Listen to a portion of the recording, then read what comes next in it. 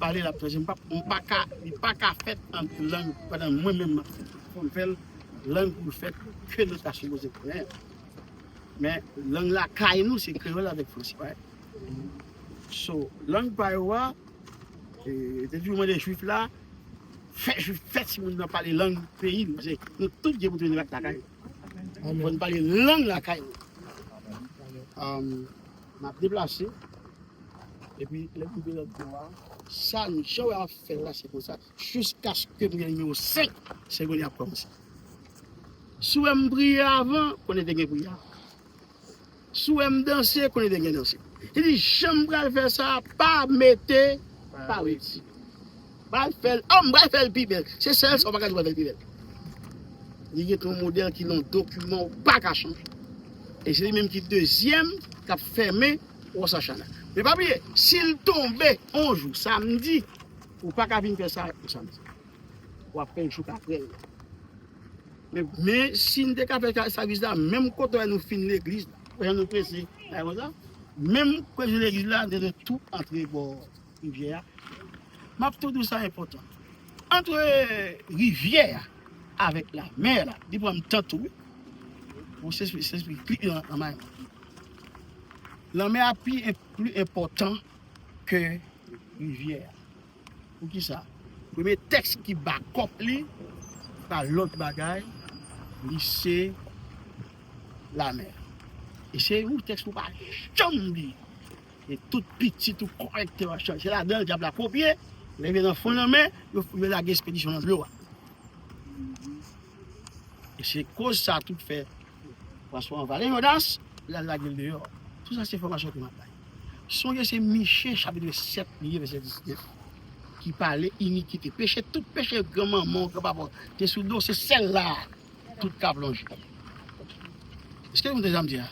Donc, si pas gain, alors, il va faire rivière, parce qu'il dit rivière quelque chose. Mais là, c'est numéro un texte qui bat cop. C'était tout ça que m'a fait là, au 4 tepel, ou quand il connaît le faire, maille. Parce que je ne sais pas côté bon Dieu parle. Mais son oiseau, je ne sais pas qui côté bon Dieu parle la game pour me poser. Et tout ça me fait ce côté là. On ne va pas ni ignorer, ni mépriser, ni rire, ni faroucher, parce que la vie, son plan, la mesure. So, on va suivre ça, on va faire là exactement. Et thème là, c'est ta slish. Dis-moi, ta slish. Et pour arriver, mon nèg la calé dans la synagogue, il t'a aimé, il même bagala tout soufa, il voit un programme bon pour le montrer que li swim li gave. Et mon pas nous li. Et puis dans le programme nan mel là, ka voyer sur la regarder ouais, ou après en général, depuis c'est juif qui font bagage en général, doit gagner cérémonie ta slish là. Sans ça, pas de bénédiction ni le pas fait sur personne. Donc, m'a déplacer pour y aller, m'a rentrer bon en mer. Menem. Et puis tout le monde derrière nous, nous sommes là. Non, non, non, non, non. Ça me fait quoi? Hello guys? C'est Sylvia, right? Sylvia, ça me fait quoi faire? Pourquoi vous arrivez sous? C'est aller me garder.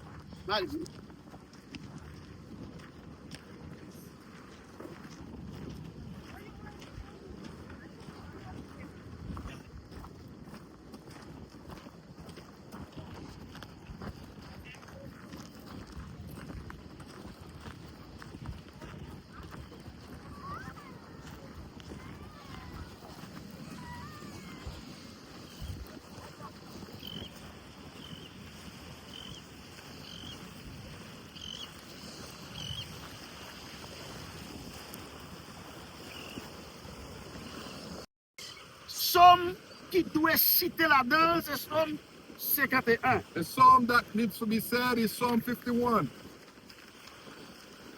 Avec toujours Michée, chapitre 7, verset 18 à 20. And Micah chapter 7, verse 18 to 20.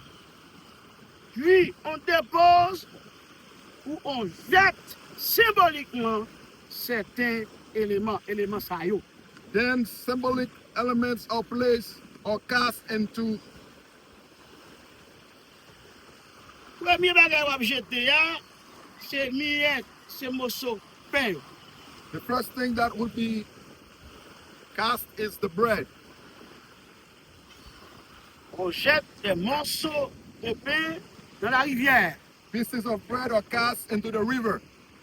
Seulement, chaque morceau représente un péché confessé que l'on déposait entre les mains de Dieu. Each piece represents a confessed sin placed in God's hand. Symbole qui ça? Symbol of what?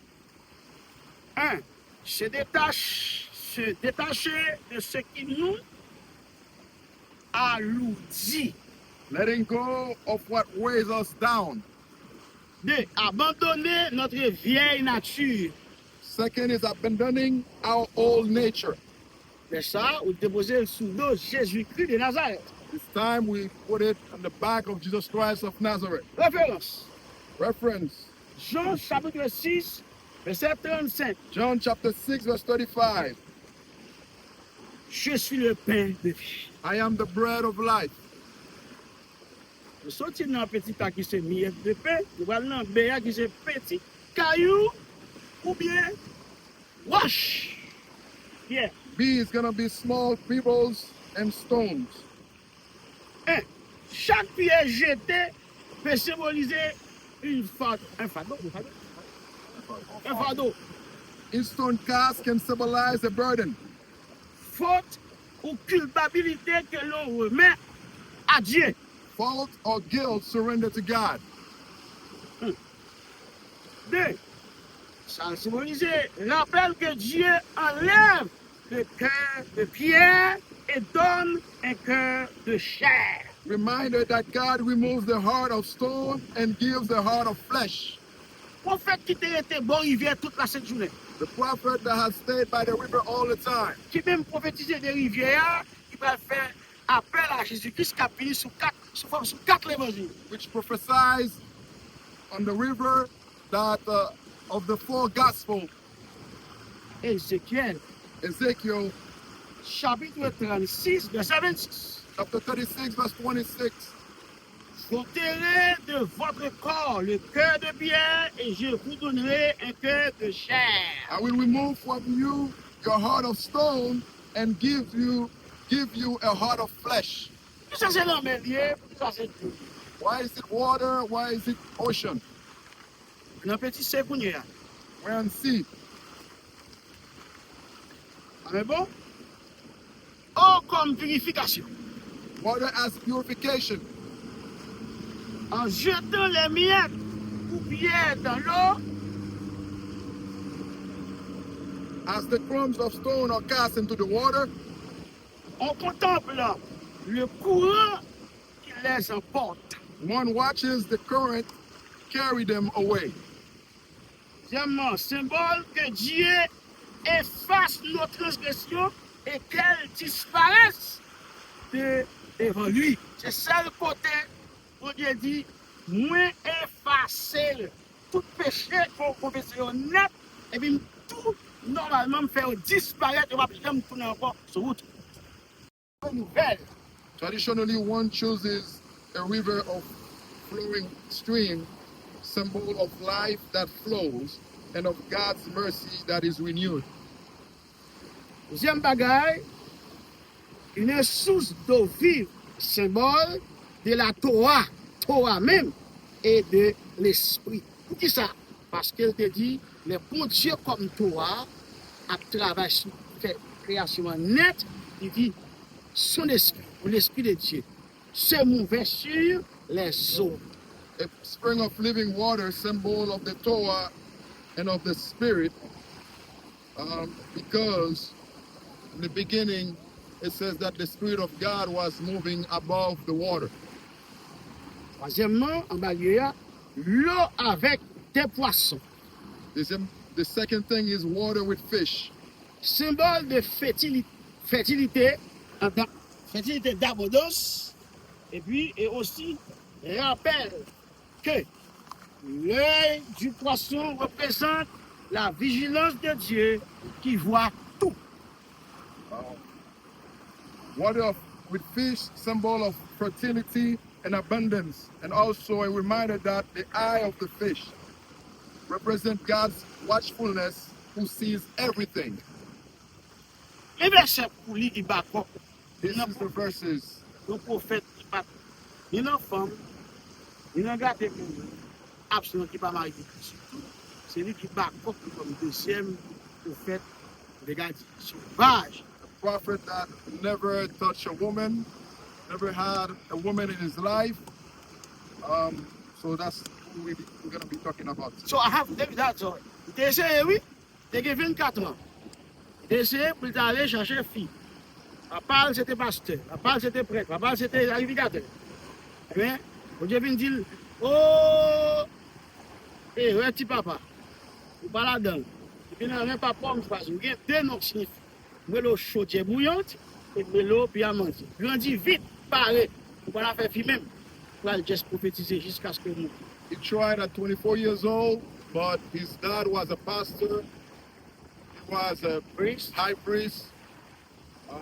So God had said to him not to do it because I choose you from your mom's stomach and you need to go up fast so that I can use you. So, Jérémie chapitre 17, verset 13. Jeremiah chapter 17, verse 13.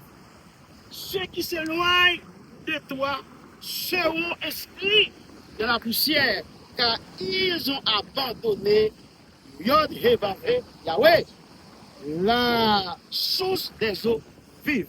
Those who turn away from you will be written in the dust because they have forsaken Yahweh, the spring of living water. Deuxième texte biblique qui n'a pas compris, c'est parce que la vie du prophète Jérémie, à 24 ans, a un rapport avec 12 tribus d'Israël et 12 apôtres qui pourraient faire christianisme universel. The second verse that we will be using is because at the age of 24, that 24 symbolized the 12 tribes of Israel and 12 apostles. Car faire christianisme universel. That would make Christianity universal. So, le texte du Nouveau Testament. The text for the New Testament. Jean chapitre 5, verset 38. John chapter 7, verse 38. Des fleuves d'eau vive couleront de son sein. Rivers of living water will flow from within him. Maintenant, troisième nom, la votre c'est le rituel. The third one we're going to go into is going to be the ritual, Déposer les éléments placing the elements au bord de l'eau. by the water. On récite des prières de repentance. Prayers of repentance are recited. Make your prayers, right? On va faire là, oui, jamais. Tu dois parler là, mais tout ça, on fait là, qu'on est le tout, même si pas la mouille, il t'a doué faire. Et puis, il y a les, toi, faire ça, on va regarder pour songer, c'est signaler. D'accord? Il y a le deuxième mouvement après. Ce deuxième mouvement. Somebody, Stop. can You stop. Make sure you can be shape your place.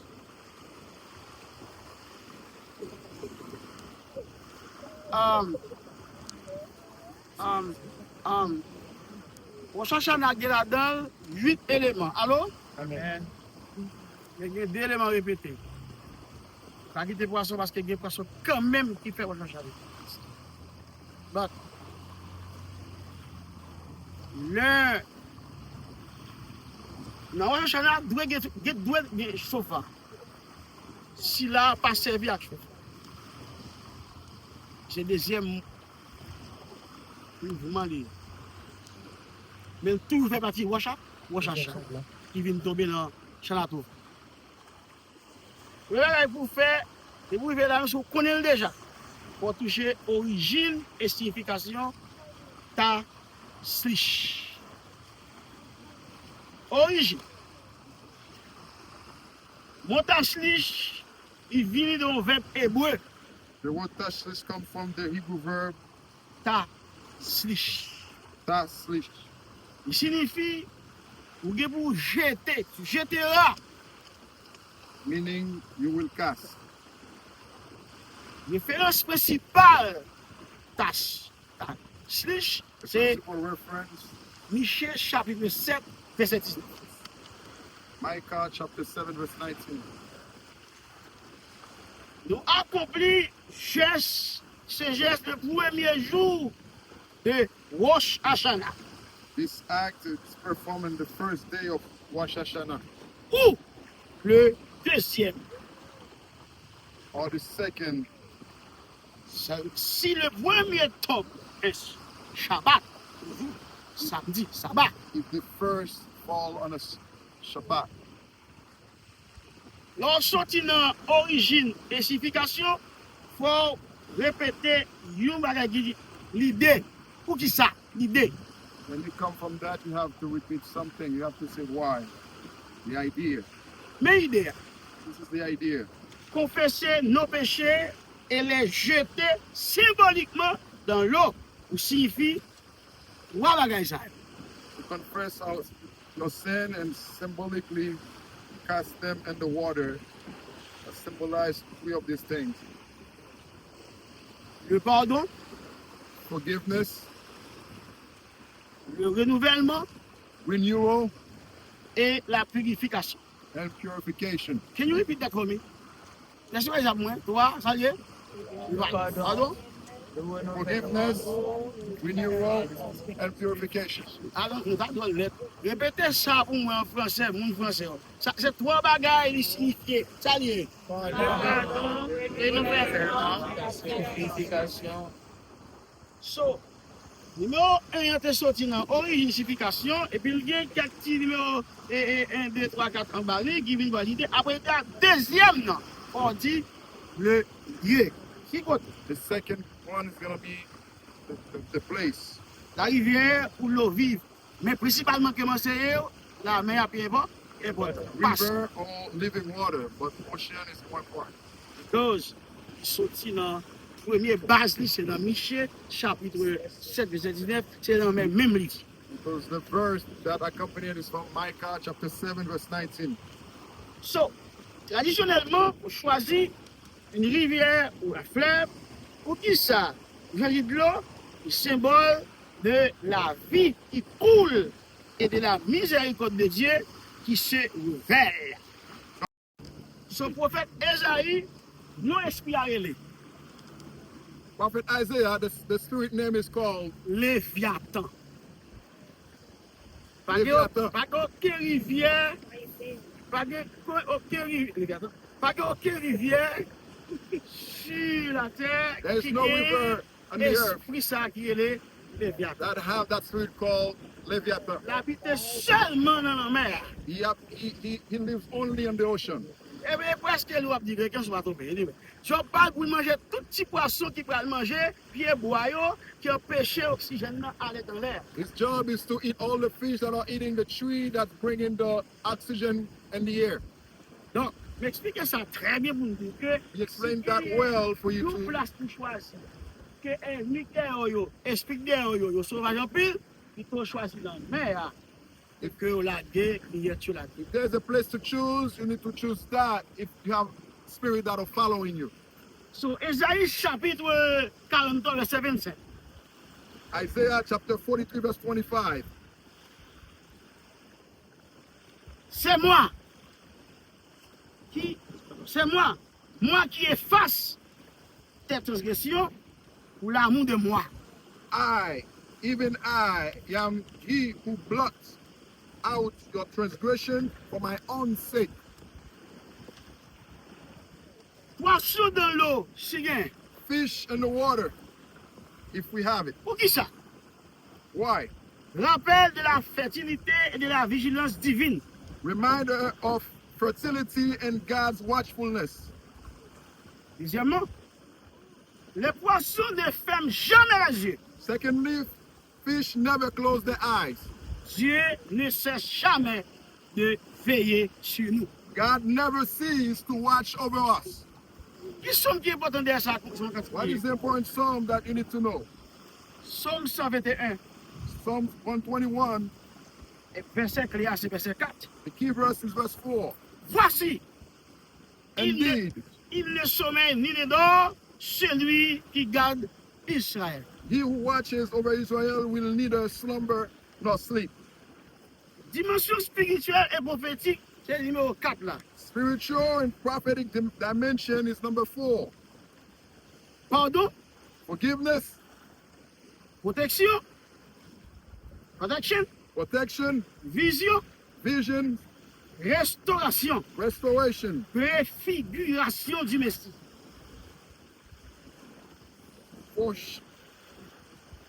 foreshadowing of the Messiah. Pardon, Forgiveness, déposer ses fautes dans l'eau. casting forth into the water. Nouvelle page pour l'année A new page for the year 2026. 2026. Année ça. This year. D'après je fais. Protection. Protection. L'eau vive protège et purifie. Living water protects and purifies. Vision. Vision. La rivière symbolise le chemin de vie qui coule de Dieu. The river symbolizes the path of life flowing from God. Restauration. Restoration. Comme le courant renouvelle l'eau, Dieu renouvelle l'âme. Just as the current renews the water, God renews the soul. Préfiguration du Messie. Foreshadowing of the Messiah. Yeshua est celui qui emporte nos péchés comme un courant puissant. Yeshua is the one who carries away our sins like a mighty current. Texte important. Verse important.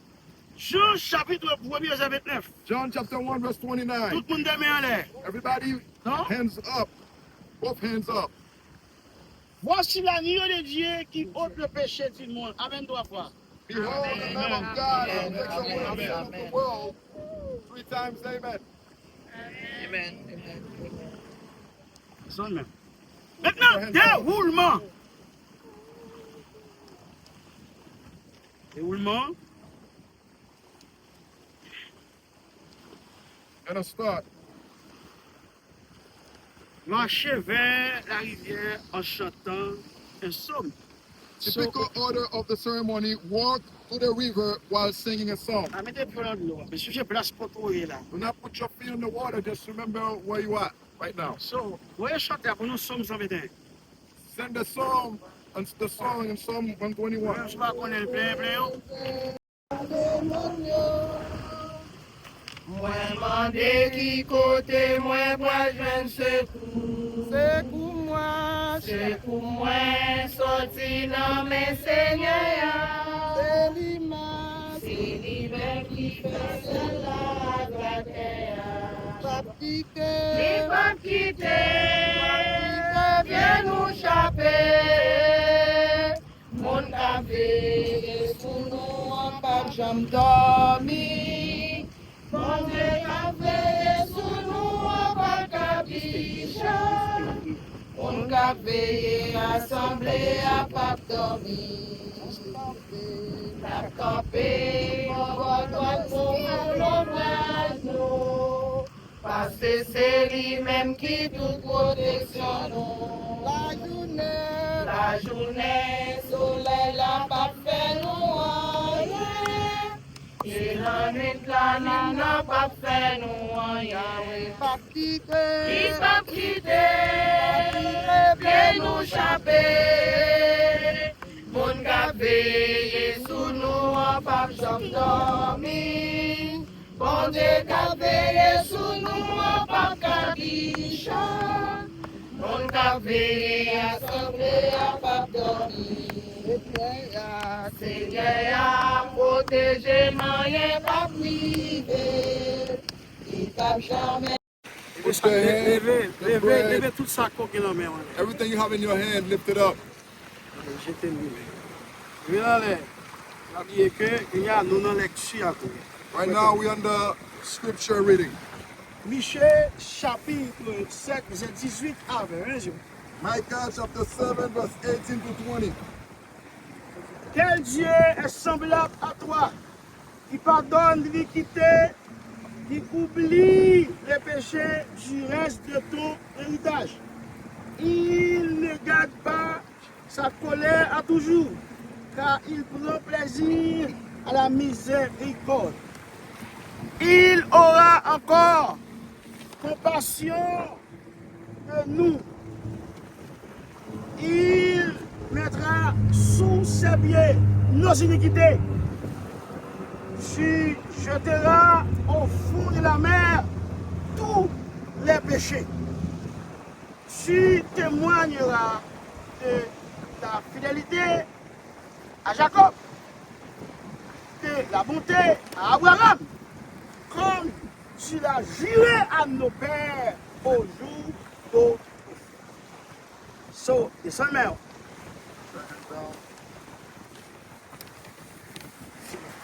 Prière de confession, la façon 51. Confession of prayer. Il finit en dedans, il finit, la façon de la frontière, cadre nous bord de l'eau. When you finish, you're gonna scatter it by the water. Et puis, nous confesser, nous confesser, nous parler, nous parler à bon Dieu, nous lisons ça écrit, parler devant le monde, pas camper côté le monde. So, jusqu'à ce qu'on il les yeux ouverts sur petite peau, avec pour le sofa. Between you and God, keep your eyes open and your children. Petit monde qui gagne 12 ans, qui est capable de responsabilité, et puis jusqu'à hop. Pas besoin même de côté, quitter lui-même pour être capable 12 years old, let them by themselves to do de it. parler à bon Dieu. They can talk to God. So, puisque bon Dieu c'est bon Dieu lié, il connaît qui ça le fait. Il connaît ça le fait, il pas dit maman, il pas dit He papa. or she knows what Il they've connaît tout done. ça qu'on fait. Parce que ça qui passe là, il arrive jusqu'à iniquité. Il dit que même Whatever péché that- maman, papa, grand-papa, quelconque, tout a plagué là, parler sous payant, la gueule sous payant, sous roche là, sous caillou. Alors guys, Whatever you're doing here goes all the way back to iniquity, which has to do with your parents. So make sure that you guys talk to God. so, les vous faites pour les correctement, vous sentez qu'on finit, marcher peut-être venir joindre moi là. Whenever you are done with this prayer, come back in the same spot where you are, where you are right now. Parce que cours vini, Because when you come back, m'a déjà en consécration avec le conseil divin, you will already be in consecration with the divine. ou à veiller même seulement. You just only need to look at His hand Et puis, pour capable de voir ça dans mon là. so that you can throw whatever you have in your hand away. Et là, mon signal là, on est obligé de rester derrière nous directement. When I give you the signal, you don't have to stay behind Him. Chercher espace. Look for space, Ne pas quitter l'eau à toucher avec but Dieu. don't let the water touch your foot. Yes, voyez, compassion, vous voyez là. Même si vous avez côté tourner, pas inquiéter de ça. Find a way to throw it away. Even if the water is bringing it back, don't worry about it. Et si là, on a symbolisé, on a empêché tout esprit suicide qui And a mis fort tuer this tête. symbolizes all the spirit of suicidal spirit that are coming into your thoughts. Si vous êtes l'obéissance parole la samedi vous nous dire après, yo, You stay in the obedience of the things that He will say after. bon garanti. I guarantee you, Après une période de temps, after a period of time, tout le monde qui va au coup de langue qui s'est même dans le caracay ou everyone that talk bad about you, even if they're inside of your home, ils pas qu'à mourir, c'est pas confessé. they will not die without confess to you. Et ceux qui ont mouru avant, ils ont drapé. And if they die, if they let you die before them, they're really, really in trouble. Alors, depuis aujourd'hui, So since today, il y a deux baptistes. you have two certificate of birth. Il y a baptistes, peuple juif que bon Dieu choisi, You have a birth certificate of the Jewish people that God have chosen, peuple Israël, the Israelite, plus pays quand on fait qu'on y a, and plus calendrier the country where you grégorien. are born, the calendar that you have. Ok? Guys, So, et l'aime le bon signal pour faire ça, when I'm giving you the signal to do this, m'a fait déclaration ça. Lorsque I will make this on fin declaration. jeter dans l'eau net, When you moi throw it gagné pour away, faire une déclaration à toute prière avec It's- toute petite méditation. Once D'accord? you throw it away, you will do a prayer with a declaration.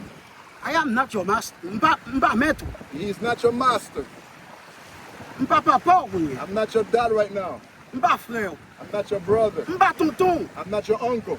M'pa cousin. I'm not your cousin. Ou kon seul papa. You have only one father. Bon Dieu Abraham nan, bon Dieu Isaac la, bon Dieu Jacques la, c'est God Israël of la. Abraham, the God of Isaac, the God of Jacob, the Holy One of Israel.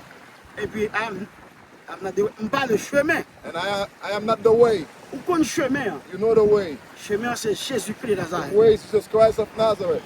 S'il vous plaît, Please, parle à papa. talk to your dad. Make sure parle à papa. Make sure you talk to your dad. Parle à papa. Talk to your dad. Dis ça que vous dites.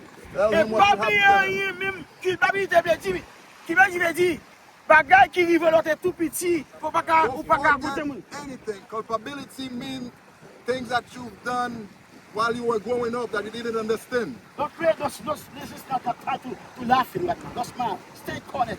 La méditation pas grave. You cannot laugh. Méditer, you cannot laugh. You Non, to mais on pas meditate. pas bloquer mon tout. You cannot be playing with anyone Tout else. ça faire tout à fait vous net. Everything you've Be done careful. is going to follow you. Be careful. Attention.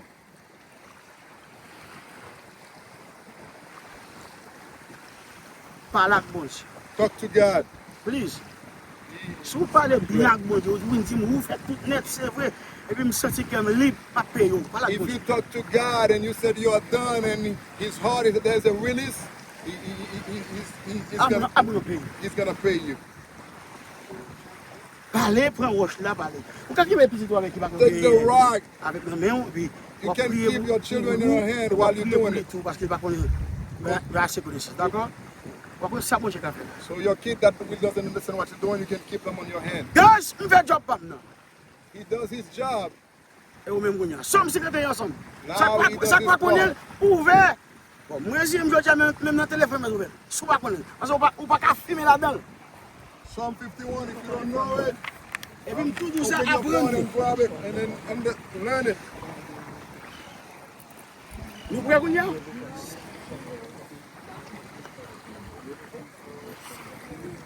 Ouais là, je vais chanter ma voix. Me, O God, according to your unfailing love, according to your great compassion, blot out my transgression, wash away all my iniquity, and cleanse me from my sin. For I know my transgression and my sin is always before me. Against you only have I sinned, and done what is evil in your sight. So you are right in your verdict, and justify when you judge. Surely I was sinful at birth, sinful from the time my mother conceived me. Yet you desire faithfulness even in the womb. You taught me wisdom in the secret place. Cleanse me with hyssop, and I will be clean. Wash me, and I will be whiter than snow. Let me hear joy and gladness. Let the bones you have crushed rejoice. Hide your face from my sin, and blot out all my iniquity. Create in me a pure heart, O God, and renew a steadfast spirit within me. Do not cast me from your presence, or take your Holy Spirit from me. Restore to me the joy of your salvation, and give me a willing spirit to sustain me. Then I will sing the praises your ways, that sinners will turn back to you.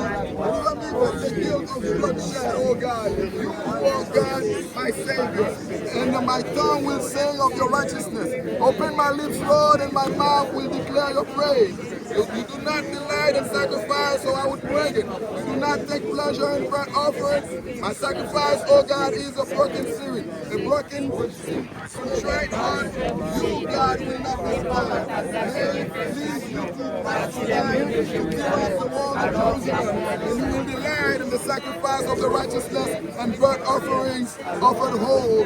Then bulls will be offered on your altar. Shall shed forth thy praise. For those desiring not sacrifice, else will I give you. So delighted.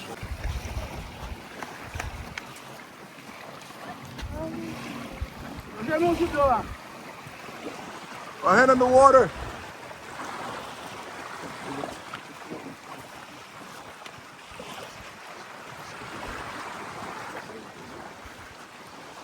Nos péchés soient emportés et que nous soyons inscrits dans le livre de vie. Je t'appelle que nos péchés soient emportés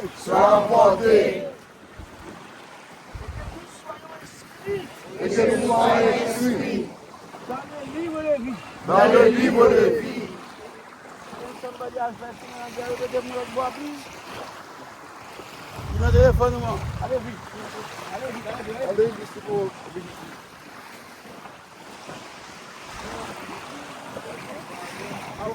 Bible too? Yeah, so you can read it in English. So you can read it in English.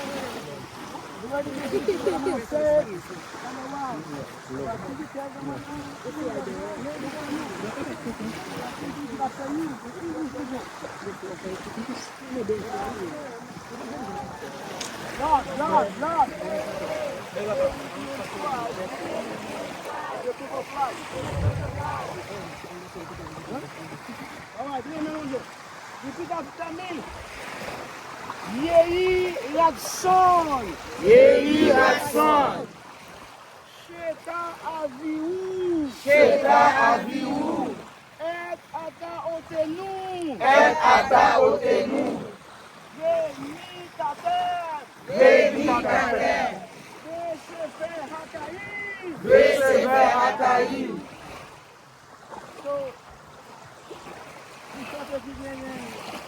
Amen, ve amen, dis ça. Amen, ve amen.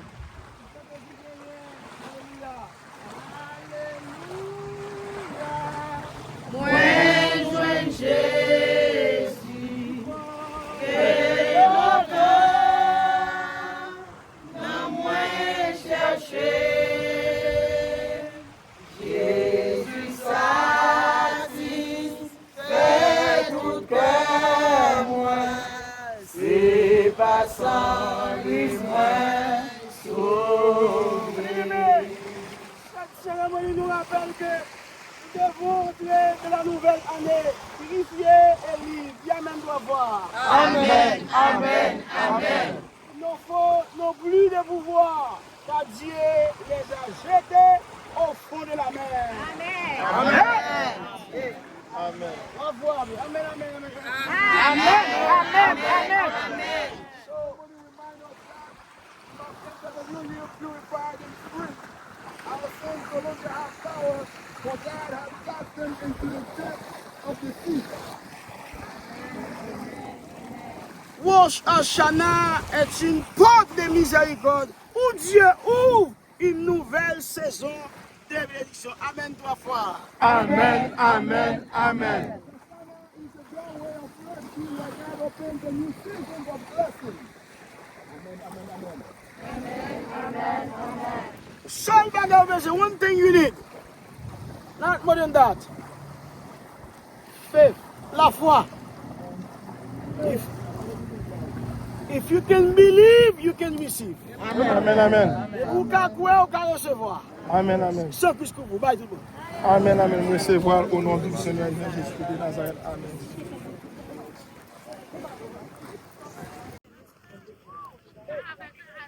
Guess what? Hey, yo, let me give you the last news.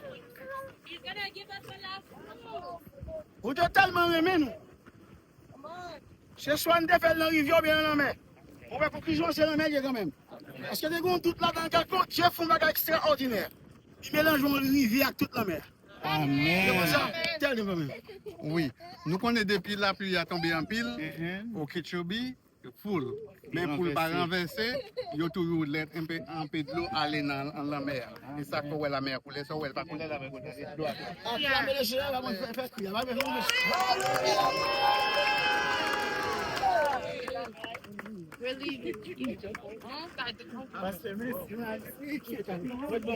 Oui, et la prairie.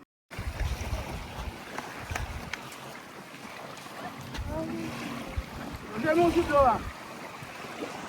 My hand in the water.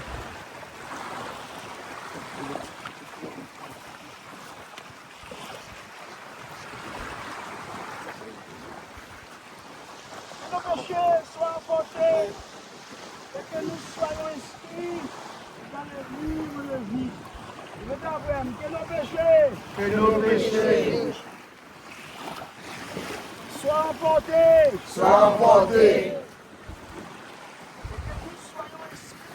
et que nous soyons inscrits dans le livre de vie. Somebody has been there with them with Bobby. You know the phone number. Allez vite.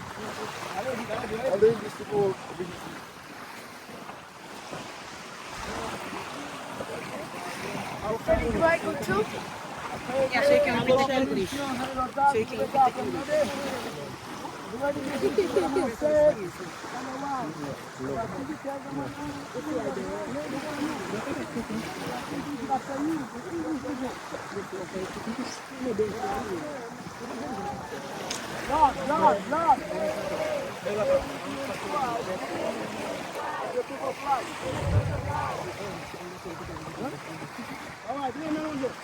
Repeat after me.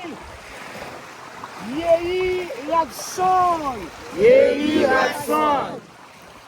Sheta Avihu. Sheta Avihu. Et Ata Otenu. Et Ata Otenu. Yehi Tater. Yehi Tater.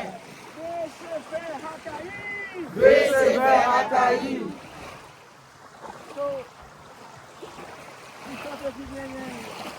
Amen, ve amen, dis ça. Amen, ve amen.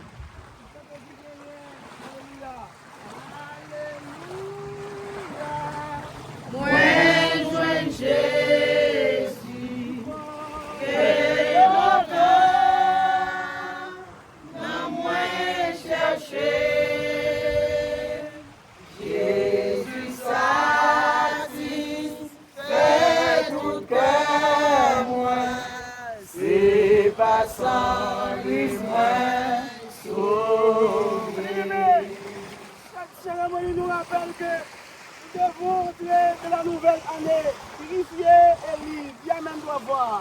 Amen, amen, amen. Il ne faut non plus de pouvoir, car Dieu les a jetés au fond de la mer. Amen. Amen. Amen. Au revoir. Amen, amen, amen.